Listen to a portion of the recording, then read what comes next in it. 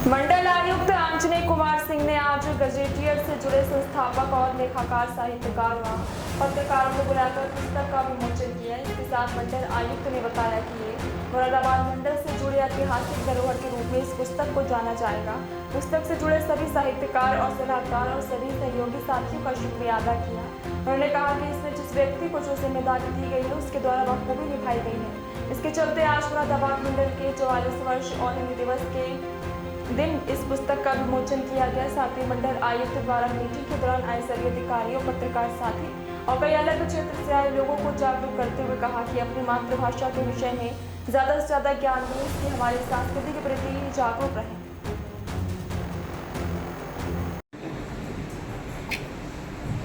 और ये सवाल मुझसे कई लोगों ने कर दिया कि अच्छा ठीक है, मुरादाबाद में आके अटक क्यों गए? तो फिर इस पर मैं बहुत दिन तक मैंने खोज की।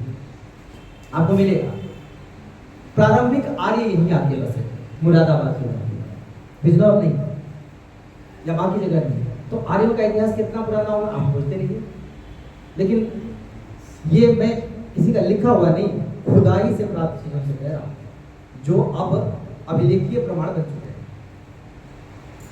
अब उसमें उसके बाद इतना मुझे पता है, इसके बाद पता नहीं क्या क्या हुआ होगा। बहुत सारी चीजें होंगी यहाँ, ये पता नहीं किनकी किनकी। जब हम कहते हैं कि जो सैफनी है, शास्त्र पढ़े, भूरी सोड़ा की धरती की, या फिर अभी महाभारत कालीन बहुत सारे कैरेक्टर्स आपको यहाँ वहाँ, जरासंध भी आपको मिल जाएगा कहीं रामपुर के आसपास, कि वो यहाँ का राजा था, वहाँ का राजा था। जब आप खोजने चलेंगे तो बहुत कुछ मिलेगा, क्योंकि अहिच्छत्र से लेकर हस्तिनापुर के बीच में बहुत कुछ घटित हुआ। संयोग से कोई बड़ा इतिहास नहीं मिलता, जैसे किसी जगह की फला जगह का युद्ध और ये सब चीजें नहीं मिलती। थोड़ा बहुत मिलता है तो केवल नजीबाबाद में स्वतंत्रता संग्राम की बड़ी घटनाएं भी मिलती हैं। छिरपुर इतिहास में पीछे भी अंग्रेजों के पहले की भी घटनाएं मिलती हैं, और उसके पहले एकदम स्यापा, और जो मिलता है फिर एकदम पुराना जाके। ऐसा तो नहीं कि ठप समाज रहा, नहीं रहा। कोई भी समाज जो यहाँ पे इतना बड़ा इतिहास पीछे से लेके चला है, वो ठप समाज नहीं हो सकता। वो जीवन समाज रहा होगा, उसके सांस्कृतिक विशेषताएं रही होंगी और बड़ी समृद्ध रही होंगी। सब कुछ नहीं रह पाया, आएंगे, आने वाले समय में आएंगे, लेकिन इसमें सबका साथ चाहिए होगा कि अगर आप खोजेंगे तो मिलेगा। बहुत कुछ हमारे पूर्वजों ने किसी वजह से नहीं नोट की होगी, हो सकता है कोई मजबूरी रही हो या कोई वजह रही हो, लेकिन अगर हम ध्यान देंगे तो पाएंगे। और बहुत सारे लोगों को उस तरीके का खोजी होना पड़ेगा। नजीबाबाद के अमन जी थे का, हाँ, कि वो घूम के एकदम पैदल निकल पड़े कि आज मैं कर्ण ऋषि का आश्रम के जड़ तक जाके रहूंगा। इतना थोड़ा सा उत्साही होना पड़ेगा, थोड़ा उत्सुक होना पड़ेगा। इतने सारे लोग, जिन लोगों ने इस तरीके से कंट्रीब्यूशन दिया, और केवल तर्कों से हम नहीं जीत पाए, प्रमाण के साथ जीतना पड़ेगा। अगर इतने उत्साही लोग रहे तो मुझे विश्वास है कि बहुत जल्दी हम जितनी छूटी भूली बिसरी कड़ियां हैं उनको जोड़ लेंगे, और वो जोड़ लेंगे तो आगे का रास्ता हम अपने भावी जनरेशन को देंगे। ये जरूरी इसीलिए है कि उनको एक बार उठ खड़े होने के लिए, अनुशासित करने के लिए, सही तरीका बताने के लिए। ये जो कल्चर है वो हमें इतना बांधता है कि हमें टूटने नहीं देता। आज यहाँ पे आत्महत्या, वहाँ पे सुसाइड, वहाँ पे डिप्रेशन, दुनिया भर की चीज़ें, उन सब का सबसे बड़ा शौक ऑब्जर्वर है ये कल्चर हमारा।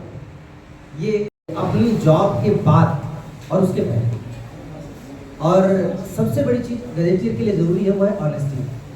क्या है, बहुत सारे लोग जब गजेटियर को खोलेंगे तो देखेंगे मेरा वाला हिस्सा कहाँ है, मैं जानता हूँ, और बहुत सारे लोगों को उनका वाला हिस्सा नहीं मिलेगा। उसका कारण है ये गजेटियर सत्व है। सत्व आप समझते हैं ना, कहते हैं आयुर्वेद में अर्थ निकाला जाता है। अर्थ मैं सिर्फ अर्थ ही दे सकता था, क्योंकि गजेटियर की जो अपनी परिभाषा है, जब आप गजेटियर को ये जानते हैं कि ये कल को एक एविडेंस के तौर पे कोर्ट में भी प्रेजेंट किया जा सकता है, तो मुझे इतनी सावधानी बरतनी होगी कि एक सा भी हिस्सा कहीं ऐसा न चला जाए कि मैं दावा करूं कि ये दस्तावेजी है और दस्तावेज में वो नहीं है। और अगर दस्तावेजी नहीं है तो मुझे डिक्लेयर करना पड़ेगा कि ये दस्तावेजी नहीं है। ये सावधानी बरतना बड़ा जरूरी था। सबसे पहले मैं उन सारी चीज़ों से पहले एक चीज़ मैं बताना चाहूँगा कि मैं गजेटियर प्रेजेंट करने में 1 महीना 5 दिन डिले था। ये मुझे 9 तारीख को प्रेजेंट करना था, 9 अगस्त को। एक ऑकेजन भी था और प्रेजेंट करने की वजहें भी थी। मैं चाहता था कि 14 अगस्त से पहले किसी भी दशा में ये गजेटियर सबके हाथ में चला जाए, कारण आप लोग जानते हैं। और इसलिए मुझे एक स्थल पर निर्णय लेना पड़ा कि अब बस यहाँ रोक। यही कारण है कि जब आप खोजेंगे कुछ लोगों को वो चीज़ न मिले तो बस आप इतना समझ लीजिए उसमें गलती आपकी नहीं, गलती मेरी है कि वेरिफिकेशन में मुझसे डिले हुई और मेरे पास टाइम नहीं था। मैं ये सोच रहा था कि अगर 14 का डिले हो गया फिर मैं क्या करूँगा। मुझे उससे काफ़ी पहले प्रकाशक जो प्रिंटर था, प्रिंटर की एक्सपेक्टेशन के हिसाब से उसको उतने टाइम देते हुए देना था, और इसलिए मैंने एक जगह पे आके रोक दिया, इस उम्मीद और संभावना के साथ, जैसा आप लोगों ने कहा है, इसके आगे तो संभावना बनी हुई है, आएगा और वो निश्चित आएगा। ईश्वर ने मौका दिया है तो फिर आएगा, और जब वो आएगा तो वो सारी चीज़ें इसमें शामिल होंगी जो अभी भी हमारे पास एक खाती के तौर पे मौजूद है, एक लोगों के अंशदान के तौर पे मौजूद है, और उसमें बहुत सारी चीज़ें।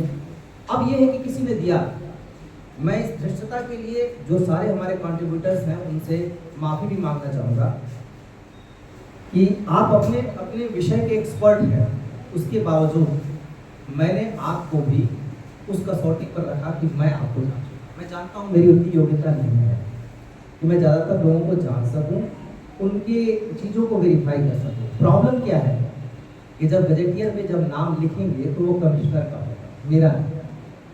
और कमिश्नर का दाय बनता है, उत्तरदायित्व तो बनता है कि कल के लिए इतनी सावधानी जरूर बरते कि उसकी जितनी छोटी सी समझ है, उस समझ के अंदर जब तक बात आ नहीं जाती, वेरीफाइड हो नहीं जाता, दस्तावेज उसको प्रूव कर नहीं देता, तब तक चाहे बात जितनी भी सच्ची हो उसके आगे न बढ़े। ये मेरी अपनी मजबूरी है। और ये माहेश्वर तिवारी जी को, जिन्होंने सबसे पहले पुष्पा आवर्धन करने वाले में एक थे, आज हमारे बीच नहीं है, लेकिन मुझे उम्मीद है, मुझे विश्वास है कि जो उनकी भावनाएं वो हमेशा हमारे साथ हैं। उनके साथ ही बहुत सारे लोगों ने, जब ये सोच के तौर पे था तो बहुत सारे लोगों ने उत्साह बढ़ाया, और एक निर्णय को लेना और उस पर आगे चलना कठिन काम होता है। पर जो जैसा एडिशनल कमिश्नर साहब ने कहा कि ये गजेटियर सिर्फ इस पे अंकित नाम नहीं है, इसका कंट्रीब्यूशन सिर्फ वही नहीं है, बहुत सारे लोग हैं जिन्होंने इसमें कंट्रीब्यूट किया, उनके नाम हो सकते थे, नाम नहीं है। मैं दे सकता था पर इसलिए नहीं दिया क्योंकि जगह की कमी, और कुछ नाम ऐसे हैं जो मैं इसलिए नहीं दे सकता क्योंकि कुछ मजबूरियाँ, दोनों ही चीज़ें। मैं इस गजेटियर को लॉन्च करते, यहाँ आपके सामने प्रेजेंट करते समय मैं ये सबसे पहले इस बात को कहना चाह रहा था, मैं आभारी हूँ सभी का। मैं तो व्यर्थ में क्रेडिट ले रहा हूँ, मैंने तो सिर्फ एक सोच ली, इसको मूर्त रूप परिणत करने वाले बहुत सारे लोग हैं, अनगिनत हाथ हैं, जो जिनमें से बहुत सारे लोगों का इस गजेटियर पे नाम नहीं आया होगा, इसके पहले वाले में भी नाम नहीं आया होगा। क्या पता हमें कभी मौका मिले तो हम उस तरीके से स्पष्ट रूप से उनको, जो उन्होंने इसमें कंट्रीब्यूशन दी है, जो उन्होंने इसमें योगदान दिया है, उसके लिए उनको उस बात के लिए लोगों के सामने प्रेजेंट कर सकें। फिर शुरुआत करूंगा। ये गजेटियर जो आप देख रहे हैं, इसका सबसे बड़ी चीज़ होती है आदमी का चेहरा। गजेटियर का जो चेहरा है, जो आवरण है, कवर पेज, वो अभिनव चौहान जी ने डिज़ाइन किया, और बड़ा लंबा समय लगा हमें कि कवर पेज क्या होगा। बहुत सारे थॉट्स चले और अल्टीमेटली हम एक थॉट पे जाके रुके कि अगर इसमें कल्चर को हम प्राथमिकता दे रहे हैं, क्योंकि शुरू से ही मेरा इसके बारे में दृष्टिकोण बड़ा क्लियर था कि सामाजिक, सांस्कृतिक और लोक संदर्भ इसमें होंगे, तो जाहिर सी बात है उसी तरीके का इसमें प्रेजेंटेशन होना चाहिए जो उसको पूरी तरह से उसको बिंब के रूप में प्रस्तुत कर सके। तो मैं आभारी हूँ अभिनव जी का कि मेरे बुलाने पे उन्होंने तत्काल रिस्पॉन्ड ही नहीं किया, बल्कि पूरा लग के इसको डिजाइन किया। मेरी पूरी टीम इसमें लगी गई, पर बारी बारी जब इस कवर को खोलता हूँ मैं इस पूरे गजेटियर को, बहुत सारे लोगों ने कहा मेरी पैनी नज़र हर एक चीज़ को पकड़ लेती थी। ऐसा कुछ भी नहीं। मैं इसमें सबसे पहले और सबसे ज़्यादा आभार व्यक्त करूंगा निवेदिता का, जो मेरी सारी पैनी नज़र है वो है। उसने लिखा भी, उसने संपादित भी किया, उसने हर एक चीज़ को पकड़ा।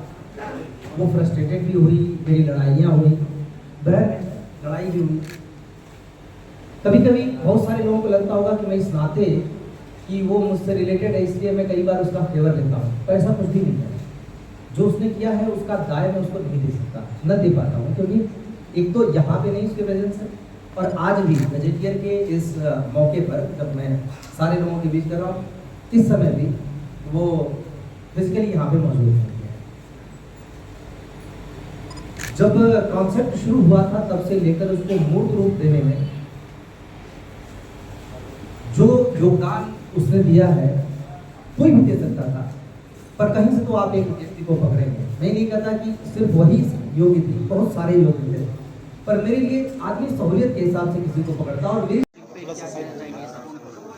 देखिए, मुरादाबाद मंडलीय गजेटियर का जिसकी लॉन्चिंग माननीय मुख्यमंत्री जी के द्वारा किया जा चुका है, आज हमने इसको पब्लिक के बीच में उतारा, जो से ऑनलाइन और मुरादाबाद स्मार्ट सिटी लिमिटेड के पास उपलब्ध रहेगा।